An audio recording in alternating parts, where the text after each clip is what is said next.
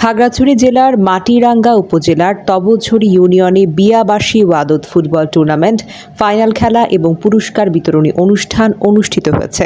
বুধবার বিকেলে তবলছড়ি যতন কুমার সরকারি উচ্চ বিদ্যালয় মাঠে ফুটবল টুর্নামেন্টের ফাইনাল ম্যাচ অনুষ্ঠিত হয়।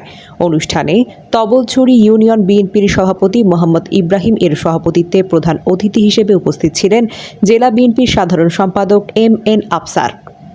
উক্ত ফুটবল ফাইনাল ম্যাচে কুমিল্লা টিলা যুব হিলস্টার ক্লাব এবং দেওয়ানপাড়া জিআর স্মৃতি ক্লাব দুটি খেলা অংশ নেন। এ খেলায় দেওয়ানপাড়া জিআর স্মৃতি ক্লাবকে 2-0 গোলে হারিয়ে চ্যাম্পিয়ন হওয়ার গৌরব অর্জন করেন কুমিল্লা টিলা যুব হিলস্টার ক্লাব। এ সময় বিশেষ অতিথি হিসেবে উপস্থিত ছিলেন জেলা বিএনপির যুগ্ম সম্পাদক অ্যাডভোকেট মালিক মিন্টু, মোশাররফ হোসেন, যুগ্ম অনিমেষ চাকমা রিঙ্কু এবং খাগড়াছড়ি জেলা মহিলা দলের সাধারণ সম্পাদক শাহেনা আক্তার, মাটিরাঙ্গা পৌর বিএনপির সভাপতি শাহজালাল কাজল, মাটিরাঙ্গা উপজেলা বিএনপির সাধারণ সম্পাদক বদিউল আলম বদিসহ আরও অনেকেই উপস্থিত ছিলেন।